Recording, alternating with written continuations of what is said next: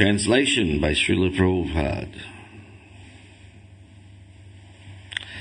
One's riches, beautiful wife and female friends, one's sons and daughters, one's residence, one's domestic animals like cows, elephants, and horses, one's treasury, economic development, and sense gratification. Indeed, even the lifetime in which one can enjoy all these material opulences are certainly temporary and flickering. Since the opportunity of human life is temporary, what benefit can these material opulences give to a sensible man who has understood himself to be eternal?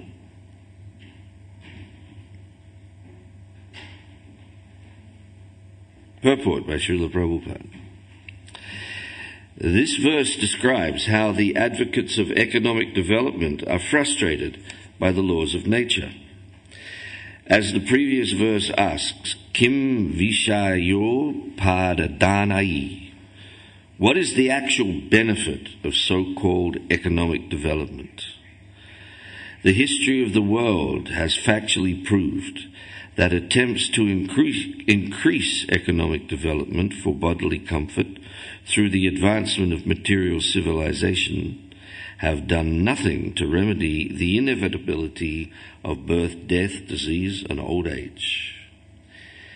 Everyone has knowledge of huge empires throughout the history of the world: the Roman Empire, the Mughal Empire, the British Empire, and so on.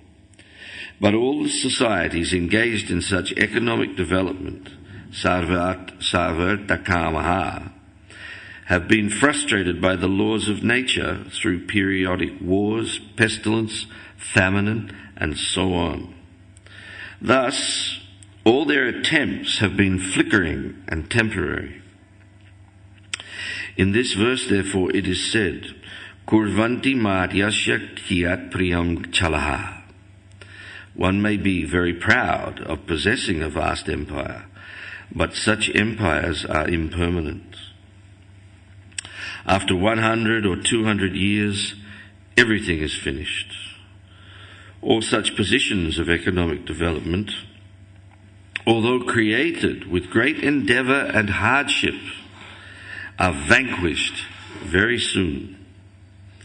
Therefore, they have been described as chalaha.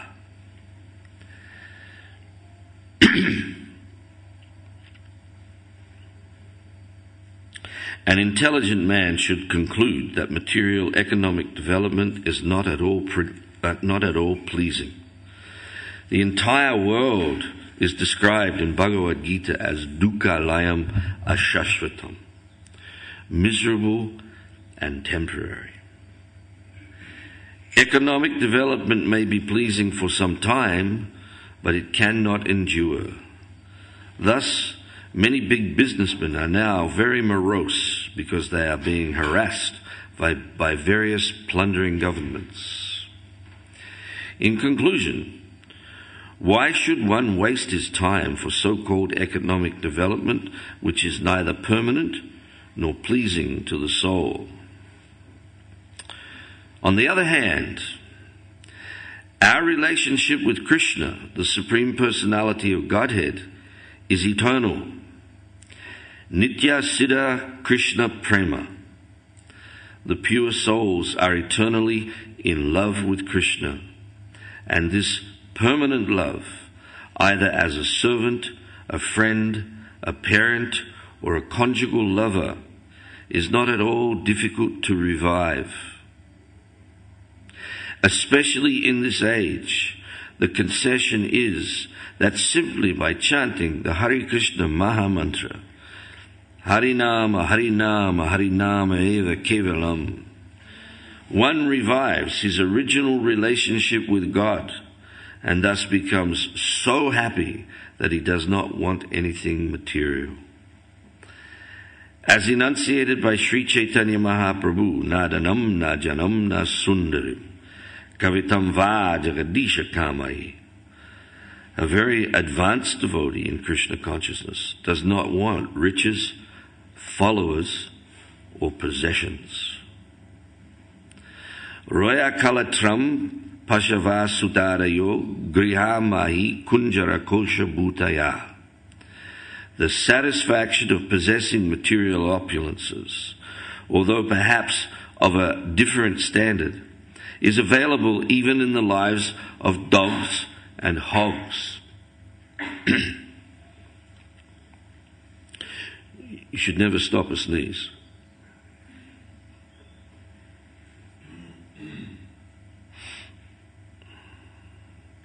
You know, they say a sneeze leaves your nostril at 150 miles an hour. So if you have something like that building up inside your body and you stop it, it goes back inside your body. It's got to go somewhere. We were talking about that the other day, about expression. You suppress it, it's going to have some other effect.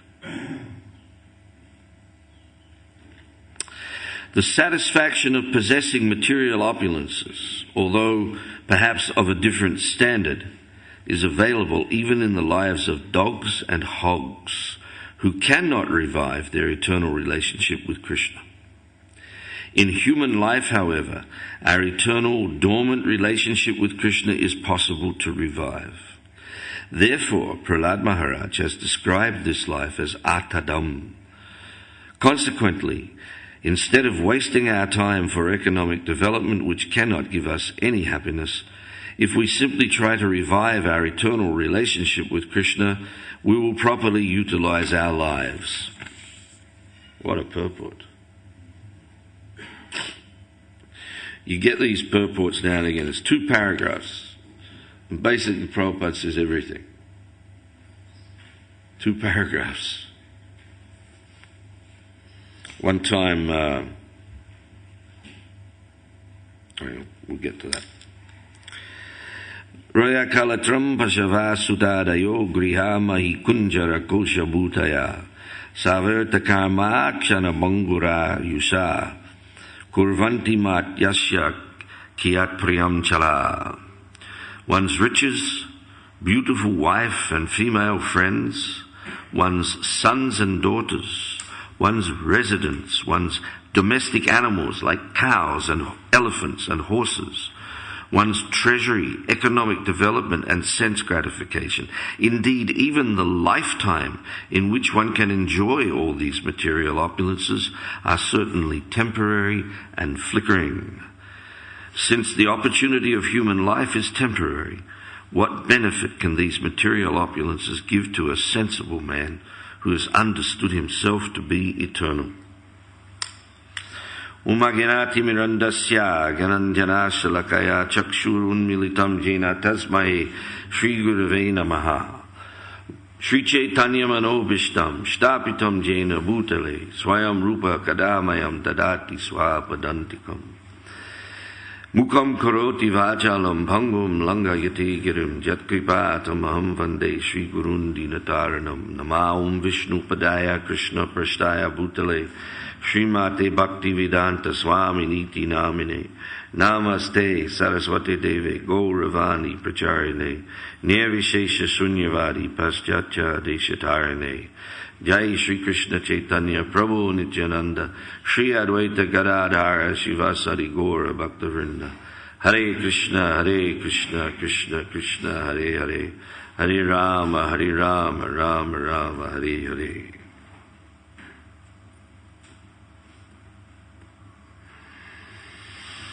Once in the early days of the British Yatra, the devotees were invited to Amsterdam for Prabhupada, Srila Prabhupada, to appear on a television program, to be interviewed on a television program. And on the way, somebody made it known that actually Prabhupada was only going to be appearing for 2 minutes. And somebody started to apologize to Srila Prabhupada. Was sorry that, we're putting you to so much trouble. They were traveling on the ferry and the train to get to Amsterdam. so much trouble just for 2 minutes. And Srila Prabhupada said, no matter. He said, 2 minutes or 2 hours, one should be able to present Krishna consciousness in full. So here we have 2 paragraphs, and Srila Prabhupada has completely assessed the spiritual world, the material world, and given the essence of Krishna conscious philosophy. So he wants his followers to be so prepared, that just like you see in the original the Hare Krishna people film, there's a little snippet of film there where Srila Prabhupada's arriving somewhere, and there's a reporter there asking, it says, and Prabhupada says, everything you see belongs to God. And then he says, why have you come? He said, I've come to teach you what you have forgotten. You have forgotten God. So in a nutshell,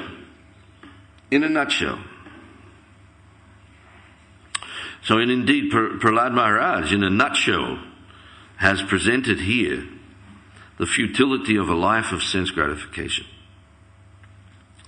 If one lives simply to gratify the senses of a material body, the possessions of which and the possession of which one will lose, not only do you lose everything that you own or that you think you own, you even lose the body that you're living in, that you think you are. Just imagine how fortunate we are. This is good fortune to know this. Because when you don't know this, your life is full of anxiety. Actually, everyone in the material world is anxious about money. You're either anxious about how to get it, or you're anxious about how to not lose it. Anxiety doesn't go away because you've got money. You might be able to gratify your senses. But this is pointed out here, and it reflects back to the instructions that Rishabdev Maharaj gives to his sons, that this sense gratification is available to hogs and dogs. And Prabhupada elaborates it very fully in the 5th canto. He says, it is available to hogs and dogs that eat stool. Stool eating for a hog and a dog is sense gratification. They enjoy. They have acquired a set of senses which enables them to experience pleasure of the contacts of those senses with the objects of those senses. But the Lord, in the 5th canto of the Bhagavad Gita, gives the verse, Yehi samspasaja boga dukkha yonaya evate adyantavanta kuntaya nateshu ramate Buddha. This is a very, very powerful verse. The intelligent person does not engage in sense gratification, contact of the senses with the objects of the senses, with a view to extract pleasure, because he understands that it is not actually the source of pleasure. It is actually dukkha yoni. Yoni means the womb. Yoni means a womb. So the dukkha yoni is the womb of misery. In other words, one engages in sense gratification, and that is like conception. One thinks, under the influence of the bewildering energy of the Lord, that the contact of the senses with the objects of the senses, with a view to extract pleasure from exploitation of those objects, imbibing them, seeing them, tasting, hearing, smelling, touching, these objects of the senses. It is actually like the conception of a baby. And then the baby grows within the womb and it comes out. So every time a person engages in sense gratification, bhoga, in the material world, they're actually conceiving, bringing about the conception of what in the future will be a miserable condition.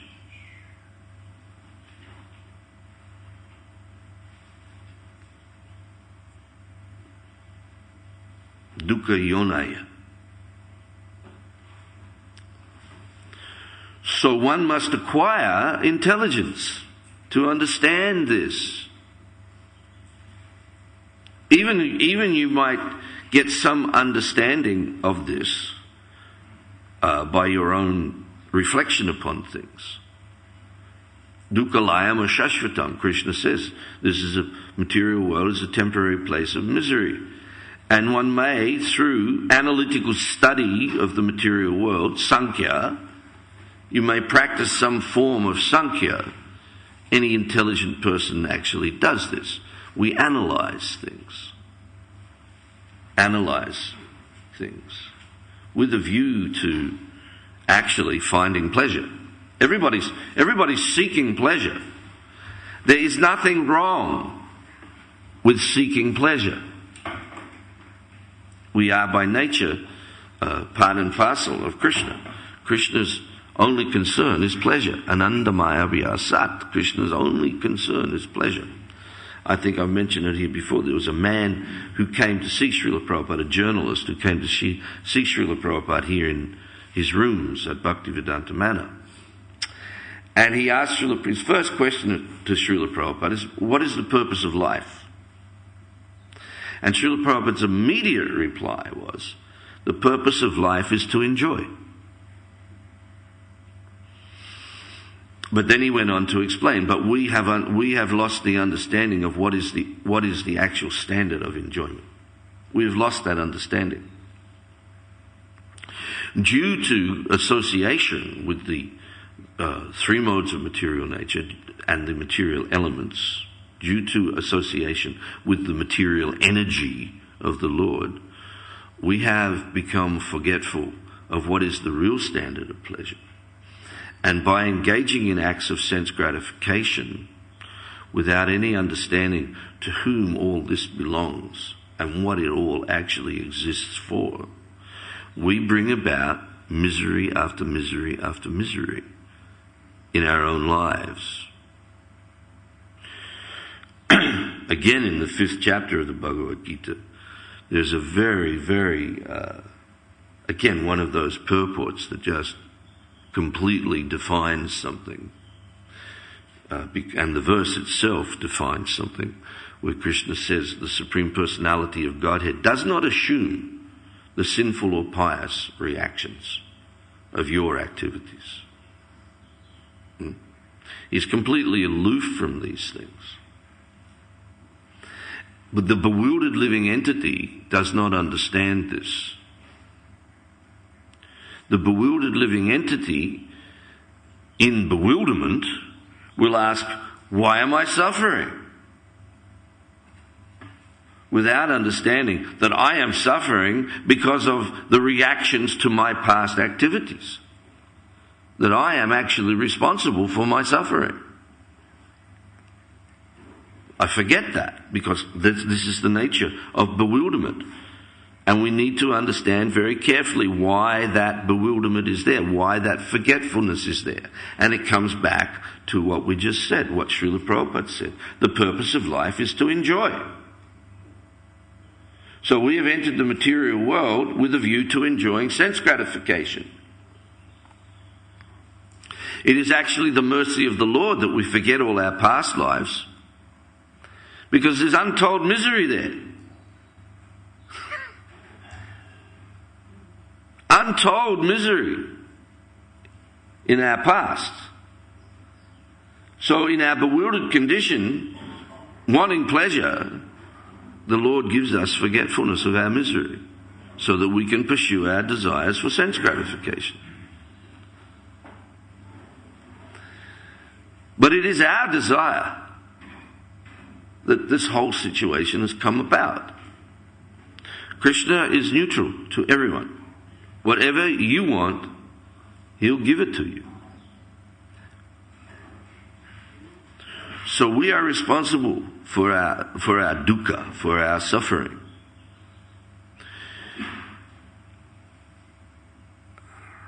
And until and unless we come in contact with a person who is not bewildered by the influence of the material energy, then we will remain bewildered.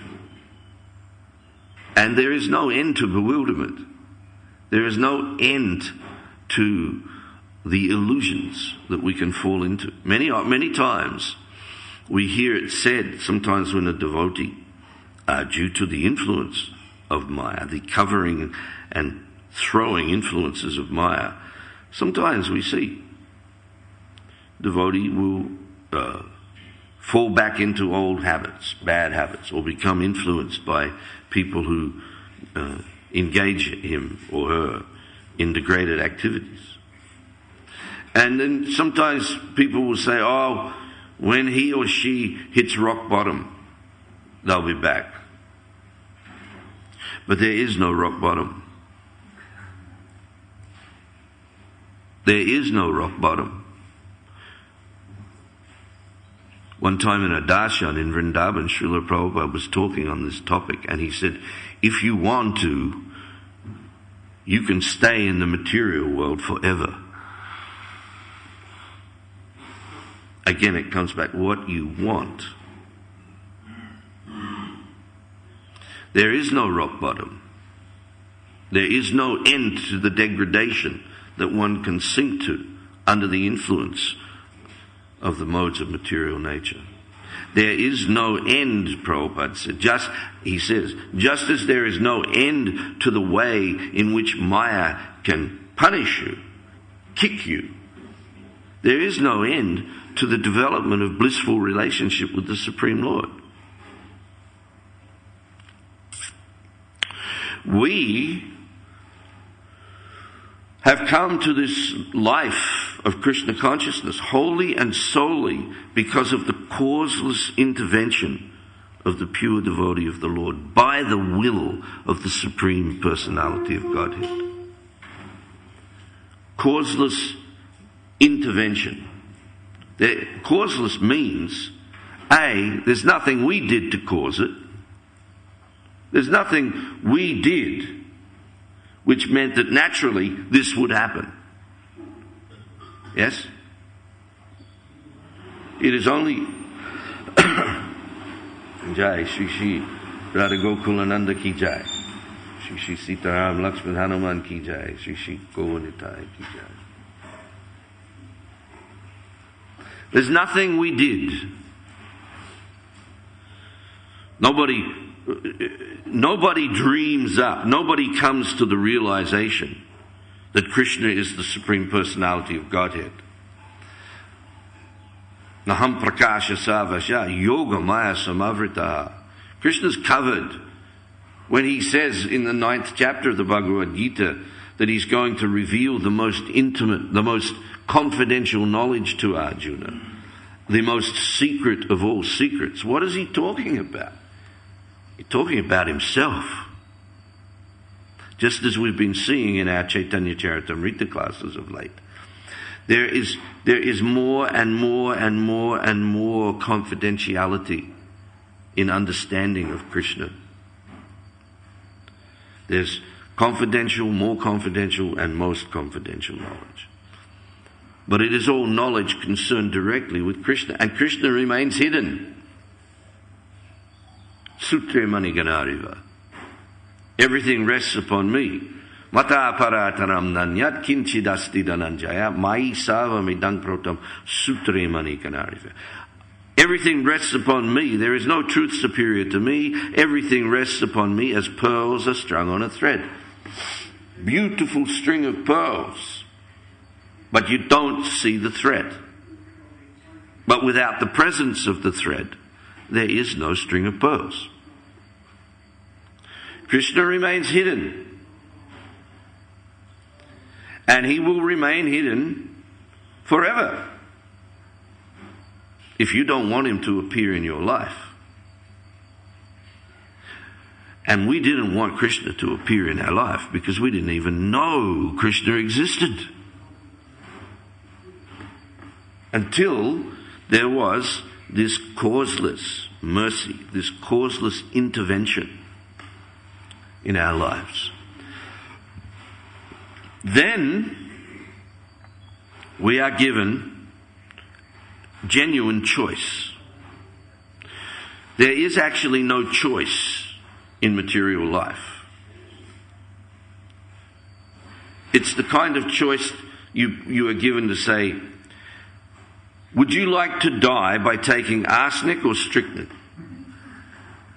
You're going to die. So what does it matter? There's no choice. Choose your poison. That's all. In the material world, bhoga, sense gratification, is poison for the soul. So you're just choosing how I'm going to become entangled in the repetition of birth and death this way, or I'm going to become entangled in the repetition of birth and death that way, or the other, one way or the other, this, that, or the other. And it is unlimited, the ways in which you could become entangled.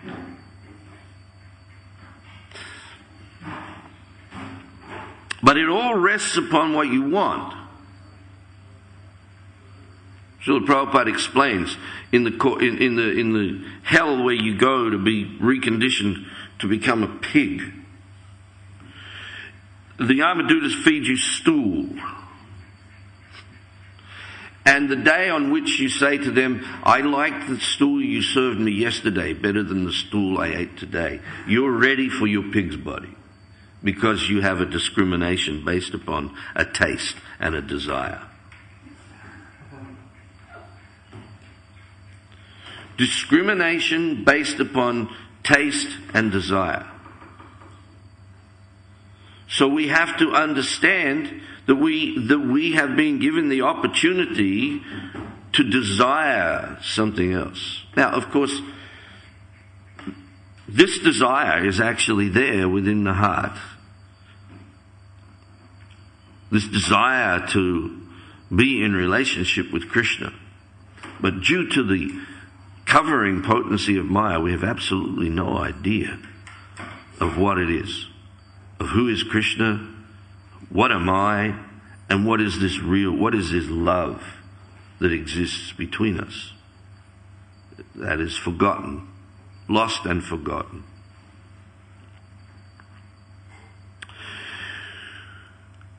But the desire never actually becomes fully extinguished. It just becomes bewildered.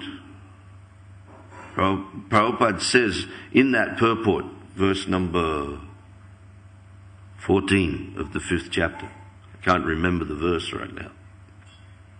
But he says, when the living entity becomes bewildered in his desires, the Lord will satisfy those desires. Krishna always reciprocates with every living entity according to the desire of the living entity. Krishna's Atmarama, he is self-satisfied. Prabhupada says Krishna is not coming to this material world because he's in need of some service. He's not coming here looking for some servants. He doesn't need anything. That's why he's inconceivable, because everyone else needs something. And what do they need? They need him. And whether one is conscious of Krishna or not, one is completely dependent on Krishna at every moment. Bhumi rapo nalo vayu kangmano buddhirevacha ahankarariti yang me bina prakriti rastara. In the material world, whatever you desire, whatever kind of life you want to live, is made up or whatever object you want to acquire, is made up of a combination of some or all of these elements.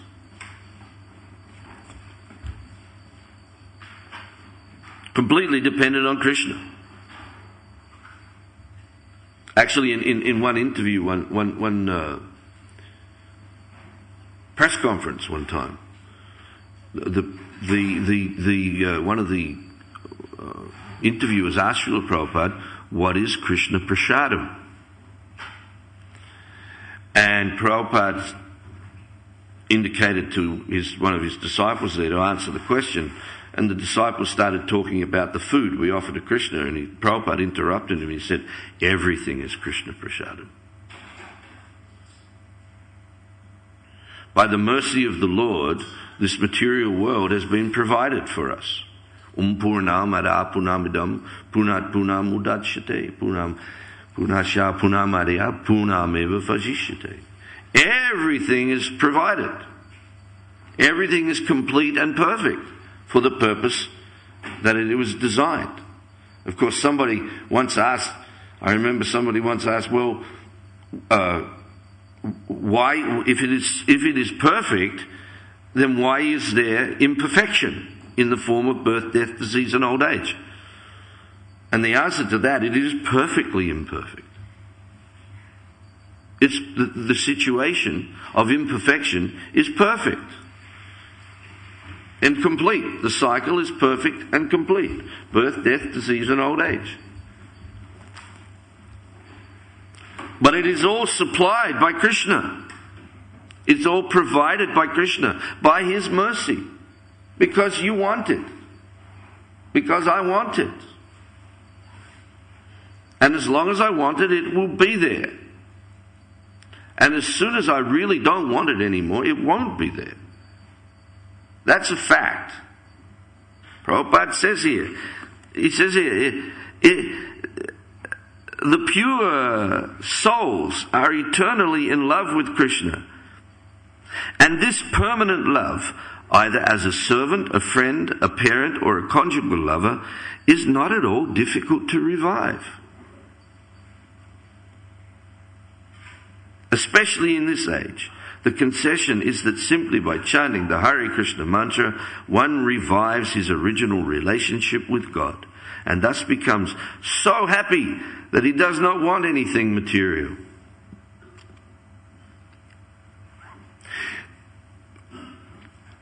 It's in our hands. Responsibility always lies with us. Take it or leave it, Krishna says. You choose, Arjuna.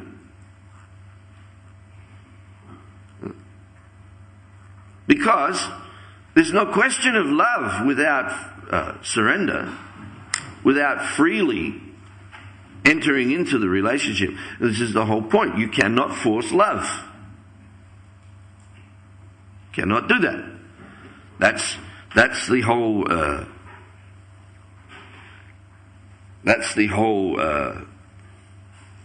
elucidation that George Orwell gives in his book 1984. The whole principle that he's trying to show in 1984 is that totalitarian government cannot force you to love.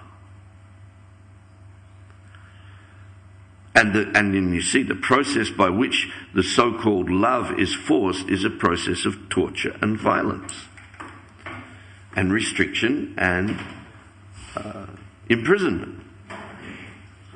But we are in essence free. Krishna is free.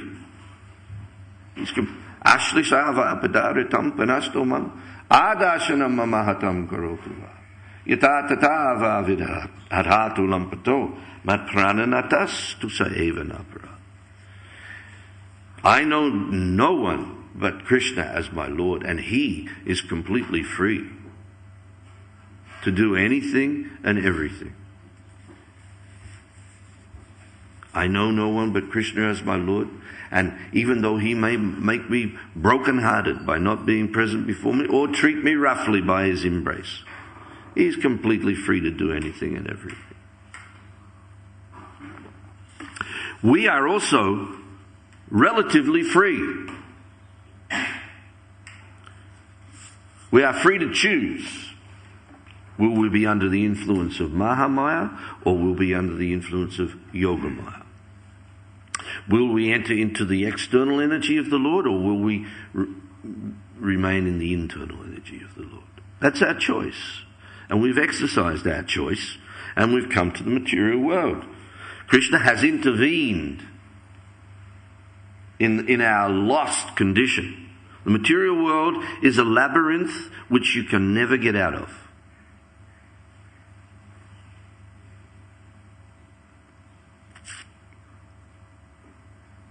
Until and unless you choose that you want to get out. You choose this. And you can't even really have the full desire of what that means until you have Buddha, you have intelligence. And that intelligence, Tesham Satata Yuktanam, Bhajatam Priti Purvakam, Dadami Buddhi Yogam Tam, Yenam Mamupayantite. Krishna says, I give that intelligence. Tesham Uvanukam Patam, Aham Agyana Jamtamaha. What's the third line? Jnana Deepena Bhasvata. What's the third line? Nashyami Atma Bhavasto, sorry. Jnana Niyadutta Kalmasha. I, dwelling within their hearts, out of compassion, destroy with the shining lamp of knowledge the darkness born of ignorance. That is what is happening to us. Because our love for Krishna has been reawakened by this chanting, Hare Krishna, Krishna Krishna, Hare Hare, Hare Rama, Rama Rama, Hare Hare. Our love for Krishna has been reawakened. And Krishna from within our hearts is reciprocating more and more and more with us as our desire for Him grows and grows and grows, and we go about the painstaking activity of pulling out all of the unwanted desires within our hearts. Choosing, no, I don't want to do that. I want to surrender to Krishna. No, I don't want Nadanam, Najanam, Nasundaram. I don't want wealth. I don't want followers. I don't want beautiful women.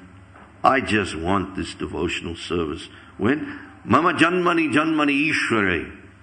Mama Janmani Janmani. In my life, birth after birth. I don't even want to get out of the material world anymore. I don't care. I just want this devotional service. That's all. Why? Because it makes me happy. You ask any assembly of people, what is it that you want in life?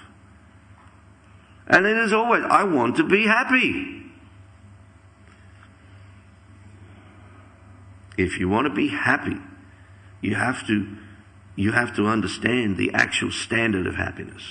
And that happiness comes and is experienced by the practice of devotional service. This is actually why we need to preach, why we all need to put ourselves in contact with those people who do not have Krishna consciousness. Because by putting ourselves in contact with people who do not have Krishna consciousness, we will see how miserable they are because of their absorption in sense gratification.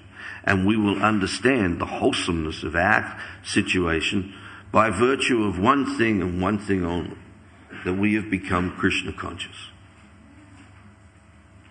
And then the seed of compassion will fructify within our hearts, and we will understand that there is no greater joy, no greater source of happiness than to actually somehow or another be involved in giving Krishna consciousness to others.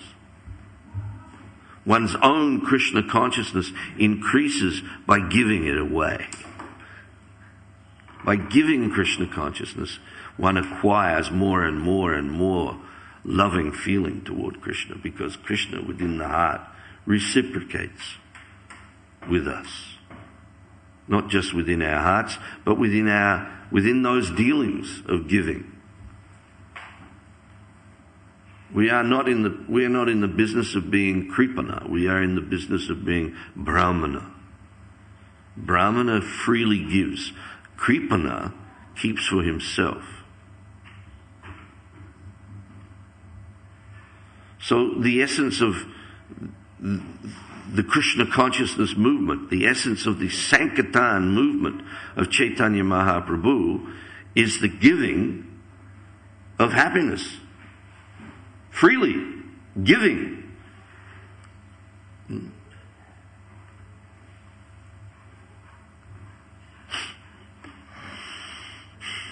I think I have to stop there.